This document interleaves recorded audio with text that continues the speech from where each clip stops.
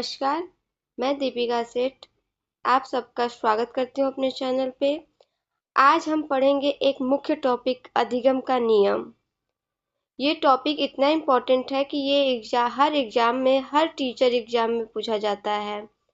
जैसे आप मान लीजिए यूपी टेट हुआ, सी टेट हुआ, यहाँ तक कि असिस्टेंट प्रोफेसर या मतलब यूजीसी नेट का जो भी एग्ज़ाम होता है ना, उसमें भी एक इससे रिलेटेड क्वेश्चन आते हैं। ये इतना इम्पोर्टेंट टॉपिक है। तो आइए इसके बारे में जानते हैं, अधिगम के नियम के बारे में। नियम जानने से पहले हम इसके मतलब कि अधिगम के बारे में पहले हम जानेंगे कि अधिगम मतलब होता क्या है। तो आइए देखते हैं, मतलब कि अधिगम मतलब ये होता है कि जब हम अधिगम के बारे में जब पढ़ते हैं तो अधिगम का सामान्य अर्थ होता है सीखना। सीखना, अगर सीखने को हम लोग, जैसे कि हम लोग कुछ न कुछ अपने जीवन से लेकर मृत्यु तक कुछ न कुछ सीखते रहते हैं ना, उसी को हम लोग एक शिक्षा शास्त्रीय भाषा में उसको हम लोग कहते हैं अधिगम। सीखने को ही अधिगम कहा जाता है। तो उसी के लिए कुछ नियम बनाए गए हैं कि मनुष्य कैसे सीखता है, क्या सीखता है, कैसे वो जल्दी सीखता है, कौन से सीखने में बाधाएं आती है। तो ये सब अधिगम के अंतर्गत आते हैं। तो आइए पहले हम इसके नियम के बारे में जानते हैं। तो इसका नियम है,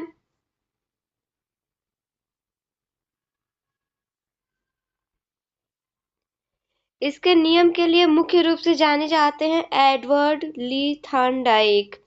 इन्होंने ही इन्होंने ही यह नियम दिया है। इनका जैसे कि नाम आप देख रहे हैं, एडवर्ड ली थॉर्नडाइक। तो इनको कभी कभी E.L. थॉर्नडाइक भी कहते हैं, लेकिन कभी कभी एग्जाम में कुछ कंफ्यूजन करने के लिए क्वेश्चन बनता है तो उसमें E.L. Thorndike, M.L. थॉर्नडाइक तो ऐसे करके दे देता है कि आपको पूरा नाम पता हो, तभी आप एग्जाम क्वेश्चन अच्छे से कर पाएंगे। यहाँ तक कि यूजीसी नेट मतलब हाई लेवल एग्जाम में भी इनके नाम को लेकर कभी थॉर्नडाइक तो कभी E.L. थॉर्नडाइक तो कभी थॉर्नडाइक कुछ लिख कर दे देता है। तो आपको कंफ्यूज नहीं होना है, आपको इनका पूरा नाम याद रखना है। तो इनका पूरा नाम है एडवर्ड ली थॉर्नडाइक। तो इन्होंने जो नियम दिया है, इनका जो नियम इन्होंने जो दिया है वो बहुत ही फेमस नियम है। तो उसमें इन्होंने सीखने के नियम दिए हैं। तो सबसे पहले जान लेते हैं कि इनका जन्म। तो थॉर्नडाइक का जन्म 31 अगस्त में हुआ था तथा इनकी मृत्यु 9 अगस्त 1949 में हुई थी।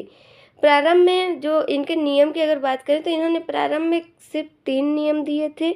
बाद में इन्होंने मुख्य 3 नियम के बाद इन्होंने 5 अन्य गौण नियम भी दिए थे। माफ करिएगा, यहाँ गौर नहीं होगा, गौड़ होगा, गौड़ नियम। ठीक है, तो आप इस पर ध्यान दीजिएगा, ये गौड़ नियम है।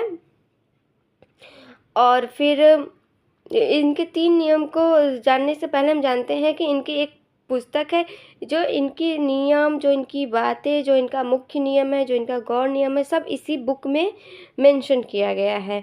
तो इनके बुक का नाम है एनिमल इंटेलिजेंस। इनकी जो अध्ययन करने की अध्ययन जो ये करते थे वो एनिमल पे करते थे।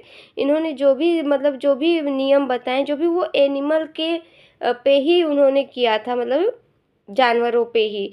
तो उसके व्यवहार को हम लोग फिर उस मनुष्य पे उसका मतलब प्रयोग करने लगे, तो ये नियम सही पाए गए। तो इनको अब हम लोग शिक्षा शास्त्र के में भी पढ़ते हैं इनके नियम को। तो इनके बुक का नाम जान लिए, एनिमल इंटेलिजेंस। तो अब इनका नियम है, पहले 3 नियम हैं जो सीखने के। तो पहला नियम है तत्परता का नियम, अभ्यास का नियम तीसरा है प्रभाव का नियम। ये तीनों नियम मनुष्य को बताता है कि इंसान कैसे सीखता है। हर छात्र कैसे सीखता है। अगर हम स्कूल लेवल पे देखें तो छात्र को कैसे सिखाया जाए, छात्र कैसे सीखता है, टीचर क्या करे कि मतलब छात्र अच्छे से सीख पाए। तो वो ये सब चीज़ें सीखने के लिए ही इन्होंने ये नियम दिया है। तो आइए जानते हैं इन तीनों के बारे में मुख्य मतलब थोड़ा विस्तृत रूप में।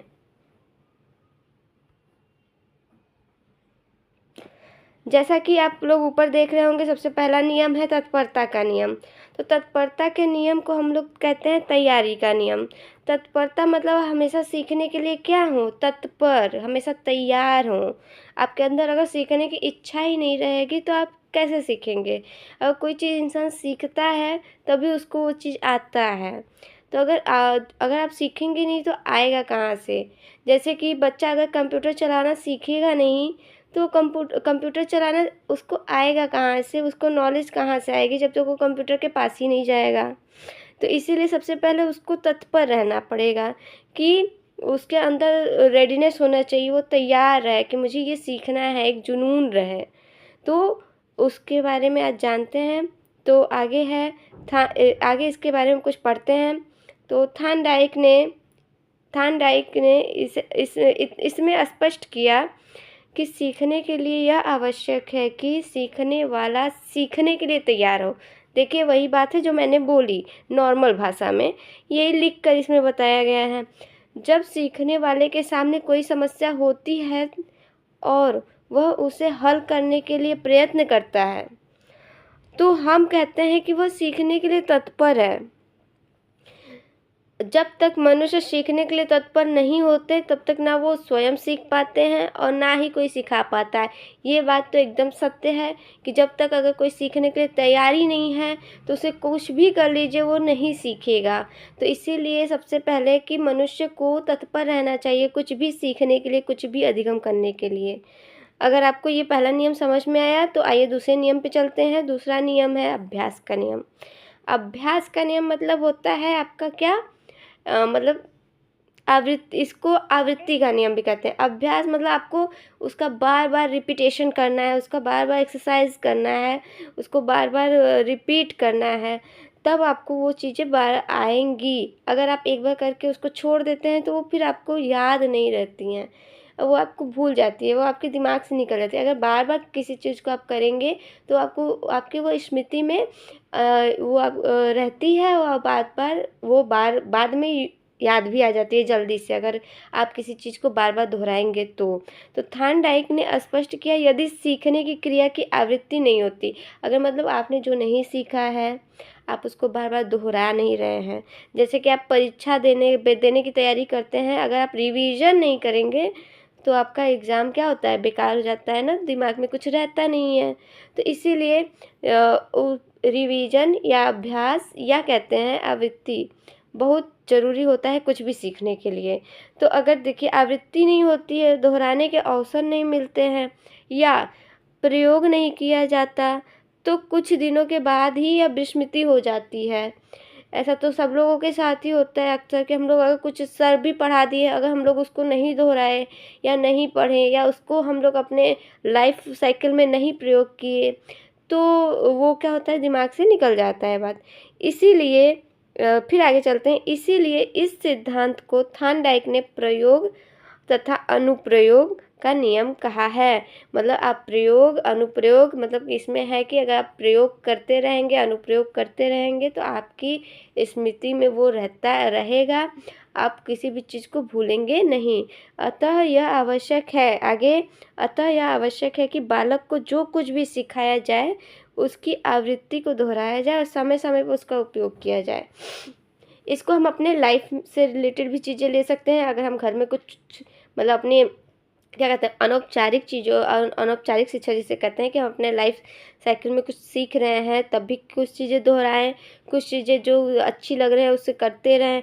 अगर हम स्कूल लेवल की बात करें औपचारिक शिक्षा में तो अगर टीचर कुछ पढ़ा रहा है और उसको हम बार बार रिपीटिशन नहीं करेंगे, उसको बार बार हम अगर नहीं दोहराएंगे तो वो हमारे दिमाग से निकल जाएगा, चाहे वो प्रयोग के रूप में हो चाहे वो शिक्षा मतलब कि पढ़ने के रूप में हो। ठीक है, आगे है तीसरा नियम प्रभाव का नियम। इसको थार्नडाइक ने प्रभाव के नियम को संतोष और असंतोष का नियम भी कहा है। इसका मतलब है कि संतोष मतलब कि प्रभाव, आपको सीखे, आपको वो आपके ऊपर क्या प्रभाव डाला, आपने जो किया आपको अच्छा नहीं लगा, आपने जो किया आपको अच्छा लगा, तो वो दो चीज़ें हैं। मतलब आपने जो किया आपको उससे अगर वो अच्छा लगा तो आपको संतोष मिलेगा, आपने जो किया आपको वो अच्छा नहीं लगा तो उससे असंतोष मिलेगा। तो यही बात इसमें कहा गया है कि थॉर्नडाइक ने स्पष्ट किया, किसी व्यक्ति के परिणाम से व्यक्ति को संतोष प्राप्त होता है तो वह उस क्रिया को क्या करता है, बार बार करता है। ठीक है, अगर कोई चीज़ आपको अच्छी लगती है, अगर आपको कंप्यूटर चलाना एक बार में अच्छा लगा तो आपको आपका ध्यान रहेगा कि मुझे कंप्यूटर क्लास करने जाना है, मुझे और चीज़ें सीखनी है। तो इसीलिए उसको कहते हैं संतोष का नियम। अगर वही कंप्यूटर हमें समझ में नहीं आया, हमें चलाने ही नहीं आया और हमें अच्छा भी नहीं लगा, तो हम फिर दोबारा जाने का उसमें कोशिश ही नहीं करेंगे कि हम जाएं कंप्यूटर सीखें, क्योंकि आपको वो अच्छा नहीं लगा, आपको वो संतोष उससे प्राप्त नहीं हुआ, आपको बहुत मतलब हेडेक जैसा लगा। जैसे कि आप प्रौढ़ शिक्षा, अब बुजुर्ग लोग जाएंगे उसमें कंप्यूटर में गए तो उनको बहुत बोझिल जैसा लगता है। आज के नहीं माता पिता को भी UPI आ गया है तो उसको चलाने में भी दिक्कत होता है, तो वो कहते हैं ना नहीं अच्छा है, इससे नहीं होता, ये पता नहीं क्या कर दिए हैं सरकार को ये नहीं करना चाहिए था। तो क्या वो नई चीज़ें नहीं सीखते, वो ब्लेम देते हैं दूसरों पे। तो क्या वो सीख नहीं पाए, उनको आया नहीं तो वो उससे असंतोष है। समझ में आई बात तो आप प्लीज़ बताइएगा, अगर नहीं समझ में आया तो भी बताइएगा, मैं दूसरे वीडियो में आपको समझाने का भरपूर कोशिश करूँगी। आगे है आपके ये 3 नियम तो ख़त्म हो गए। आगे है आपके 5 अधिगम के 5 गौड़ नियम, जो कि ये भी महत्वपूर्ण होते हैं। अंत में मैं बताऊंगी कि क्वेश्चन कैसे आते हैं, वीडियो को लास्ट तक ज़रूर देखिएगा। अंत में मैं ज़रूर बताऊंगी कि क्वेश्चन कैसे आते हैं, इससे क्वेश्चन कैसे घुमा घुमा कर पूछते हैं। ठीक है, तो आइए पढ़ते हैं अधिगम के 5 गौड़ नियम। तो पहले पाँचों का नाम जान लेते हैं। तो पाँचों में पहला नाम है अभिवृत्ति अथवा मनोवृत्ति का नियम, दूसरा है बहु अभिक्रिया का नियम, तीसरा है आंशिक क्रिया का नियम, चौथा है सादृश्यकरण का नियम और पांचवा साहचर्य परिवर्तन का नियम। ये पांचों आपको याद होने चाहिए एग्जाम के तौर पे, ये नहीं कि बस पढ़ लिए हट गए, नहीं, आपको अभ्यास का नियम इस पे लागू करना पड़ेगा, नहीं तो ये दिमाग से निकलने वाली चीज़ें हैं। आप जितना इसको रिवाइज करेंगे उतना आपके लिए बेहतर होगा। तो आइए पहला नियम देखते हैं, अभिवृत्ति अथवा मनोवृत्ति का नियम। थॉर्नडाइक ने स्पष्ट किया कि सिखाई जाने वाली सामग्री और सीखने के प्रति सीखने वाले की अभिवृत्ति सकारात्मक होती है तो वह शीघ्र सीखता है। अतः आवश्यक है कि सिखाई जाने वाली सामग्री सिखाने वाले के मनोवृत्ति के अनुकूल हो। अर्थात इसमें साफ साफ यही कहा गया है कि आपका जो इच्छा, जो रुचि, जो जैसा आप चाहते हो वैसे आपको सिखाया जाए तो आप सीख पाएंगे, आपके मनोवृत्ति के अनुसार सिखाया जाए। कि टीचर ऐसे पढ़ाता है तो मुझे समझ में आता है, तो आप कहेंगे सर वैसे पढ़ाइए, मुझे वैसे समझ में आता है। बस इसमें यही समझना है कि आपके मनोवृत्ति के अनुसार अगर कुछ होगा तो आप उसको जल्दी सीख जाएंगे, अगर मनोवृत्ति के अनुसार नहीं होगा तो आप उसको जल्दी जल्दी नहीं सीख पाएंगे। बस इसमें यही बात है, ज़्यादा मैं लंबा नहीं करूँगी क्योंकि आपको बस समझना है, क्योंकि शिक्षा शास्त्र ऐसा विषय है कि वो हमारे जीवन से ही रिलेटेड है। क्योंकि आपने ये किया होगा अपने जीवन में भी कि ये टीचर का मुझे आता है समझ में, ये टीचर का मुझे नहीं आता समझ में, तो ये आपका क्या मनोवृत्ति है, आपकी मनोवृत्ति। उन्होंने कुछ ट्रिक बताए कुछ अच्छा, तो आपको अच्छा लगा कि हाँ सर ट्रिक से पढ़ाते हैं, समझ में आता है, तो यही है बस। आगे है दूसरा नियम, बहु अभिक्रिया का नियम। जब मनुष्य के सामने कोई समस्या उपस्थित होती है तो वह उसके समाधान के लिए अनेक प्रयत्न करता है और अंत में जिन प्रयत्नों से उसे सफलता मिलती है उसका चुनाव करता है। ठीक, ये नियम समझ में भी आ रहा है साफ साफ कि आप जब किसी समस्या में होते हैं तो आप इधर उधर पैर हाथ मारते हैं किसी भी तरह मेरा प्रॉब्लम सॉल्व हो जाए, लेकिन जब एक सॉल्यूशन मिलता है तो आप उसका क्या कर लेते हैं, फटाक से सेलेक्ट कर लेते हैं कि हाँ इससे मेरा क्वेश्चन सॉल्व, इससे मेरा प्रॉब्लम सॉल्व हो जाएगा। तो आप क्या करते हैं, बहुत सारी क्रिया करने के बाद एक का चुनाव करते हैं कि इससे मेरा क्या क्या होगा, प्रॉब्लम सोल्व हो जाएगा। तो थार्नडाइक ने इसे ही अधिगम कहा है। अतः आगे, अतः यह आवश्यक है कि सिखाने वाले को समस्या के अनेक समाधान सोचने और चुनाव का अवसर का प्रदान किया, सोचने और सही का चुनाव करने का अवसर दिया जाए। ठीक है, कभी कभी हम लोग जब आप लोग पढ़ रहे होंगे 12th में या 9th में या 10th में, तो आपको नहीं होता होगा प्रैक्टिकल कराया जाता है, तो उसमें आपको क्या दिया जाता है, आपको सोचने समझने का अवसर दिया जाता है कि आप अपने तरीके से अपना समस्या का चुनाव करें। ठीक, उसके बाद है तीसरा, आंशिक क्रिया का नियम। आंशिक क्रिया का नियम के अंतर्गत यदि समस्या को भागों में विभक्त करके एक एक भाग का समाधान खोजा जाए तो बड़ी से बड़ी समस्या आसानी से हल हो जाती है। सॉरी, यहाँ पे हल मतलब नहीं टाइप हो पाया है, तो यहाँ पे रहेगा आसानी से, समाधान आसानी से हल हो जाता है। तो जैसे कि अगर आपको बॉडी का अगर पार्ट पढ़ाना है बच्चों को, तो आप तो तुरंत ये दिखाएंगे ना कि ये सारा बॉडी, तो आप बच्चे नहीं ना समझेंगे कि उसमें क्या क्या है। आपको हर चीज़ को बांट बांट के पढ़ाना होगा, उसमें आपको समझना। वैसे ही मैं बच्चों को मतलब ये पढ़ाने के लिए बता रही हूँ, लेकिन अगर हम अपने जीवन में देखें तो अगर कोई बड़ी समस्या है, उसको हम छोटे छोटे भागों में विभक्त करके उसका समाधान खोजें तो वो समस्या जल्दी सॉल्व हो जाती है। वो जल्दी मतलब कि जल्दी सॉल्व हो जाती है और जल्दी से समझ में भी आ जाता है, दिमाग में भी खुल जाता है उससे कि हाँ ऐसे ऐसे करेंगे तो ऐसे ऐसे होगा। आइए चौथा आपका देखते हैं। चौथे में आपका है सादृश्यकरण का नियम। सादृश्यकरण वही नियम है जिसमें हम ये देखते हैं कि हम कोई चीज़ अगर पहले कर चुके हैं वो हमारे दिमाग में है, अब सामने नई समस्या आती है तो हम पहले की गई कार्य को याद करके हम उस पे लागू करते हैं कि शायद मैं वैसे करूँ तो शायद वैसे हो जाए, इस पे हो जाए। तो ऐसे ही है इसका नियम, आइए पढ़ते हैं।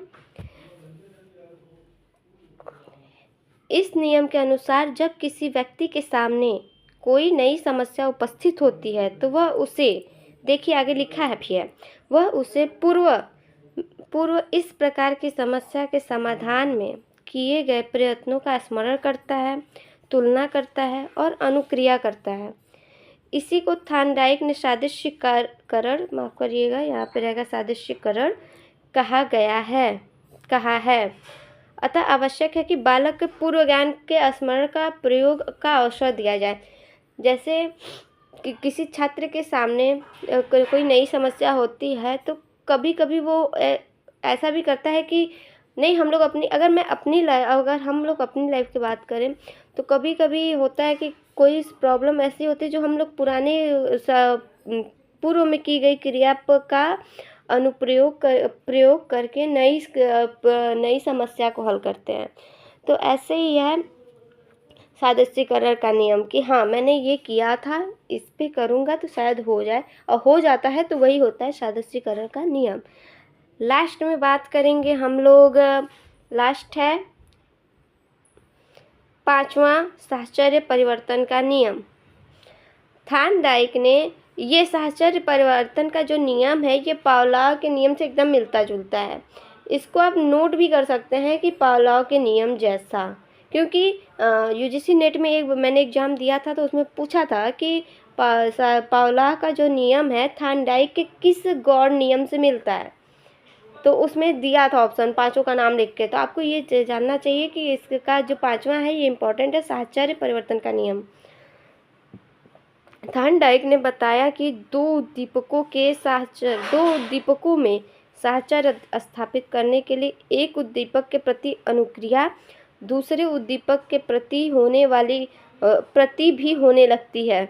इसे ही थार्नडाइक ने साहचर्य परिवर्तन का नियम कहते हैं। जैसा कि आप लोग पावलोव का नियम अगर पढ़े होंगे अच्छे से तो आप इस बात को समझ गए होंगे कि जब कुत्ते को भोजन दिया जाता है तो उसको भोजन के साथ घंटी बजाया जाता है तो उसका सलाइवा गिरने लगता है। लेकिन उसको उस काम को बार बार रिपीट करने के बाद क्या होता है कि सिर्फ भोजन नहीं दिया जाता, सिर्फ घंटी बजाया जाता है तो उसका सलाइवा कुत्ते का अपने आप गिरने लगता है। तो वो क्या हो गया, साहचर्य स्थापित हो गया। किससे? कुत्ते के लार का घंटी से। ठीक है, तो यही चीज़ इसमें बताया गया है कि दो उद्दीपकों में साहचर्य स्थापित होने पर एक उद्दीपक के प्रति होने वाली अनुक्रिया दूसरे के प्रति भी होने लगती है। ठीक है, समझ में आया? अगर इस वीडियो में कोई भी कन्फ्यूजन या कुछ भी दिक्कत या कुछ भी परेशानी हुई होगी तो प्लीज़ कमेंट सेक्शन में ज़रूर बताइएगा। अगर अच्छा भी लगा होगा तो प्लीज़ ज़रूर बताइएगा। Thank you for watching. आप लोग का बहुत बहुत धन्यवाद। अगर वीडियो अच्छा लगे तो भी बताइएगा, वीडियो नहीं भी अच्छा लगे तो भी बताइएगा, मैं बुरा नहीं मानूंगी। Thank you so much. मिलते हैं नेक्स्ट वीडियो में। हाँ, जैसा कि मैंने बोला था कि आपका मतलब कि इससे क्वेश्चन बनते हैं, तो कैसे क्वेश्चन बनते हैं, तो मैंने एक तो क्वेश्चन आगे ही बता दिया कैसे बनते हैं, साहचर्य वाला बताया था अभी पावलोव को लेकर। तो दूसरा क्वेश्चन ऐसा भी बनता है कि आपको दे दिया जाएगा कि मुख्य नियम, मैंने जब यूजीसी नेट का एग्ज़ाम दिया था तो उसमें दिया था इसमें से थार्नडाइक के मुख्य नियम कौन कौन से हैं, तो उसमें से छांटना था। मतलब 5-6 पॉइंट दे दिया जाएगा, उसमें से छांटना था कि आप मुख्य नियम कौन कौन से हैं। तो फिर दूसरे दूसरे पेपर में दिया था कि गौण नियम कौन कौन से हैं, तो उसमें से मिक्सअप करके देता था। आपको तीसरा मुख्य नियम का भी नाम याद होना चाहिए और दूसरा जो है 5 गौण नियम का भी नाम याद होना चाहिए। और एडवर्ड ली थार्नडाइक का पूरा नाम भी याद होना चाहिए, क्योंकि अब अपडेटेड क्वेश्चन आ रहे हैं, चेंज क्वेश्चन आ रहे हैं, रिपीटेड क्वेश्चन आ नहीं रहे हैं। तो हमेशा नए नए क्वेश्चन आते हैं, तो आपको नए नए तरीके से पढ़ना पड़ेगा। थैंक यू सो मच, धन्यवाद। मिलते हैं नेक्स्ट वीडियो में।